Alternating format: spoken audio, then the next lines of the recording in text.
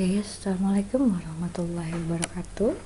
Nah, sekarang kita masuk ke mata kuliah analisis dan rancangan sistem kerja. Nah, kalau kita lihat gambarnya, analisis dan rancangan sistem kerja. Nah, ini adalah orang-orang ya yang bekerja di pabrik. Jadi kurang lebih mata kuliah ini adalah menggambarkan tentang kita analisis nih pekerjaannya apa, lalu kita merancang sistemnya seperti apa, alur bahannya bagaimana, berapa banyak yang dibutuhkan gitu ya, waktunya berapa, kurang lebih itulah yang akan kita bahas. Oke, jadi ya kita masuk ke pendahuluan, apa aja sih yang selanjutnya kita bahas. Ini yang pertama adalah lingkup metode kerja dan produktivitas, lalu ada input output dalam proses produksi, lalu ada latar belakang dan sejarah perkembangan dalam APK ini sendiri, lalu pengertian metode kerja, ruang lingkup analisis dan rancangan sistem kerja. Nah, yang terakhir adalah analisis rancangan sistem kerja itu apa sih gitu ya. Oke, yang pertama nih kita masuk ke lingkup metode kerja dan produktivitas. Jadi prinsipnya adalah tidak ada cara yang terbaik, tapi selalu ada cara yang lebih baik. Jadi konsep di sini adalah kita nggak boleh cepat puas dengan apa yang sudah didapat. Karena apa? Selalu ada cara yang lebih baik terus berkembang. Istilahnya selalu ada inovasi, continuous improvement terus menerus ya. Jadi perbaikan yang berkesinambungan untuk mendapatkan apa? Mendapatkan yang lebih baik. Karena tidak ada yang terbaik. Nah, ini ya kita masuk ke kurva hasil kerja sebagai fungsi dan beban kerja. Nah, bisa kita lihat di sini ya. Ini adalah hasil kerja ya dan beban kerja. Ketika kita lihat ketika beban kerjanya ya ke arah optimal, maka hasil kerjanya juga optimal. Ingat, optimal bukan maksimal. Jadi kalau optimal itu kita sesuaikan tuh dengan si pekerjanya. Tidak terlalu berlebih tapi tepat gitu ya, dan juga tidak kurang. Karena apa? Ketika beban kerjanya terlalu maksimal, kita lihat kurvanya ya, maka hasil yang didapatkan ini sama dengan 0. Tidak ada hasil apapun yang bisa kita dapat. Makanya pintar-pintarlah di sini. Kita harus memberikan beban kerja yang betul-betul optimal. Nah, kalau perusahaan Jepang ini biasanya mengadop nih si 3M ini. Ada si muda ya, ada si murah, dan ada si muri. Nah, 3M. Apa sih 3M? 3M yang pertama itu si muda itu waste, pemborosan. Jadi hilangkan semua pemborosan. Pemborosan tenaga, pemborosan biaya, pemborosan bahan baku, itu semua kita hilangkan. Seandainya tidak dihilangkan, paling tidak kita kurangi. Lalu M yang kedua itu ada si murah. Kalau kita lihat gambarnya ya, ini ada 2 orang ngangkut barang, tapi barangnya tidak di tengah tapi agak ke pinggir. Berarti beban kerja yang tidak seimbang. Ya, ketika pekerjaan itu diberikan kepada 2 orang yang sebetulnya job desk-nya sama, tapi 1 orang ini terlalu berlebih nih. Ya, maka hasilnya pun tidak akan baik. Jadi ketika memang pekerjaannya sama, ya berikanlah beban kerja yang sama. Lalu ada M yang ketiga, itu ada si mori, overbunder ya, beban berlebih ya, seperti yang di sini ya. Ketika seseorang dikasih beban berlebih, nah kita lihat nih, dia ngangkat barang tapi banyak banget tuh, sampai istilahnya dia cepat kelelahan. Mungkin angkatan pertama oke gitu ya, bisa sukses, tapi yang kedua seandainya seperti itu lagi, bisa-bisa satu, barang yang dibawa itu jatuh ya, berarti bisa terjadi kerusakan. Yang kedua, ketika terjatuh ya, bisa jadi si yang bawa barang ini juga ikutan terjatuh, otomatis nanti ada kecelakaan kerja. Jadi ada 2 tuh yang bisa terjadi, potensi yang bisa terjadi. Makanya kalau di Jepang kita menghadap 3M ini paling tidak untuk mengurangi ya, agar hasil kerjanya bisa maksimal. Nah, di sini ada input output dalam proses produksi. Apa saja sih yang termasuk ke input ya atau masukan? Masukan jelas pertama ya, harus tahu dulu tuh bahan bakunya. Misalkan kita mau buat pakaian gitu ya, berarti bahan bakunya apa aja sih?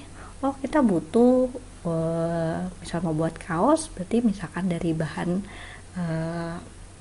apa ya, itu kita jelas dulu bahan bakunya apa saja yang kita butuhkan. Lalu tenaga kerja, siapa yang akan mengerjakan ya. Kalau buat kaos gitu ya, berarti kan ada tukang jahitnya, nanti ada yang menggambar polanya, ada yang mengukur polanya, ada yang menggunting, ada yang bagian obras, ada yang istilahnya tempel sablon ya, nyablon gitu kan. Nah, lalu yang ketiga itu ada mesin dan juga peralatan. Mesin apa saja dan peralatan apa saja yang kita gunakan. Ya, kalau kita tadi bikin kaos itu berarti kan harus ada mesin jahit, harus ada mesin obras, lalu untuk nyablonnya. Nah, itu semua harus dirinci tuh cara jelas. Lalu ada informasi. Informasi ini apa sih? Informasi kalau kita buat kaos itu kurang lebih ya itu dari pasar ya, dia pengen yang kayak gimana sih bahannya, dari warnanya gitu ya. Itu kita harus tahu dulu tuh informasinya, jangan kita asal buat aja, nanti nggak sesuai sama keinginan pasar, malah produknya jadi nggak laku gitu ya. Terus ya nanti kalau dijual harganya berapa, itu juga kita harus tahu. Lalu energi ya, energi dan juga waktu pengerjaan dan lain-lain, itu masuk ke dalam input atau masukan. Nah, dari semua ini ya, kita masuk ke proses produksi selanjutnya. Proses produksi itu terbagi menjadi dua. Ada kegiatan produktif ya, kegiatan produktif itu ya kayak transportasi fisik, non fisik. Di keperpindahan nih, misalkan bahan baku dari tempat A ke tempat B gitu ya, atau dari bahan itu ke bagian pengukuran. Nah, terus ya ke bagian penjahitan, itu kan ada transportasi ya. Lalu proses nilai tambahnya dari mana? Ya tadi kan dari bahan aja tuh, sampai akhirnya dia dijahit jadi kaos, itu namanya proses yang bernilai tambah. Kita dari kain jadi pakaian gitu ya. Itu masuk ke kegiatan produktif. Nah, yang kedua adalah kegiatan non-produktif. Ini merupakan fokus kajian ekonomi, studi gerak, dan juga waktu. Nah, contohnya apa? Delay, ketika ada kegiatan yang harus menunggu dulu. Jadi, di bagian pengukuran itu harus nunggu dulu sebelum dia digunting, di-cutting gitu ya. Atau setelah di-cutting, nunggu dulu ke proses penjahitan. Nah, itu masuk ke delay atau idle. Lalu setup, loading, material handling, misalkan si bahan baku, si kain itu yang masih bau gitu ya, itu dibawa tuh ke tempat pengukuran, itu masuk ke material handling. Lalu misalkan setup, ternyata si mesin jahitnya ini jarumnya patah, maka kan harus ganti jarum dulu. Nah, itu masuk ke setup, loading. Nah, setelah di proses produksi ya, sudah jadi barangnya, sudah jadi itu pakaiannya atau kaosnya, ada nih keluarannya apa ya, itu produknya itu, si pakaian atau si kaos. Kalau produknya berupa produk, kalau jasa berupa jasa. Lalu limbahnya apa sih? Sisa-sisa potongan kain itu masuk ke limbah. Lalu sisa-sisa guntingan benang itu masuk ke limbah. Misalkan di situ ada proses persablonan apa gitu ya, itu kan ada limbahnya. Lalu ada apa lagi? Ada informasi nanti sebagai feedback. Ternyata dalam proses ya misalkan ada perubahan harga loh, ada apa loh. Nah, itu informasi seperti itu juga masuk ke keluaran. Tuh, jadi ini adalah input output dalam proses produksi. Oke, kita lanjut ya. Nah, ini adalah latar belakang dan sejarah perkembangan. Jadi dalam ilmu, kalau dulu namanya APK ya, analisis perancangan kerja, atau kalau di sini kan analisis dan perancangan sistem kerja. Ini ada dua nih orang yang cukup berkontribusi. Nah, yang pertama adalah Taylor, ya. Jadi dia itu sarjana teknik mesin.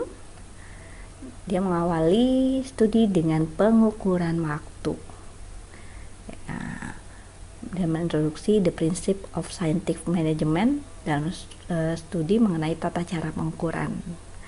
Jadi si Taylor ini melakukan pengukuran waktu, ya, dan dia mengenalkan sistem pemberian insentif berdasarkan hasil time study. Nah, selain si Taylor siapa? Yang kedua adalah Frank Gilbert. Nah, dia terkenal dengan si motion study. Kalau yang sebelumnya ke waktunya, ini adalah ke motionnya, ke gerakannya. Karena dua ini nih nanti yang selanjutnya kita akan bahas. Jadi, kalau Taylor itu orang sipil, Gilbert ini si Taylor anak orang mesin, ya, si Gilbert ini sarjana teknik sipil. Dia mempublikasikan tentang bricklaying system, ya. Jadi dia itu memperhatikan orang yang masang batu bata tuh dalam pekerjaan pembuatan bangunan gitu ya. Nah, sehingga dia menciptakan standar. Nah, terkenal tuh dengan 17 elemen dasar tablik yang nanti selanjutnya kita akan bahas. Ya, jadi mengintroduksikan prinsip-prinsip ekonomi gerakan. Jadi bagaimana sih gerakan yang baik gitu ya. Dia ya, si Gilbert ini melakukan penelitian itu bersama dengan istrinya Lillian Gilbert. Jadi memasukkan unsur perilaku manusia dalam studi tentang kerja, manajemen, dan mempublikasikan dalam applied motion study. Jadi kalau si Gilbert lebih ke gerakannya, ya, bagaimana sih gerakan kerja yang ideal gitu, yang bagus. Nah, kalau si Taylor lebih kepada mengukur waktunya. Nah, jadi lebih baiknya memang ini akan dikombin. Nah, mata kuliah ini itu akan mengcombine dari dua orang ini. Oke, next ya. Jadi pengertian metode kerja. Apa sih metode kerja? Metode kerja atau tata kerja ini adalah cara pelaksanaan atau tugas seefisien mungkin. Ingat, seefisien mungkin. Karena apa? Yang harus efisien ya harus waktunya efisien, harus dari biayanya efisien, atau penggunaan tenaganya atau penggunaan sumber dayanya, semua kita usahakan seefisien mungkin. Nah, kalau menurut Suta Laksana, tata cara kerja, jadi dulu nih nama MK ini adalah tata cara kerja.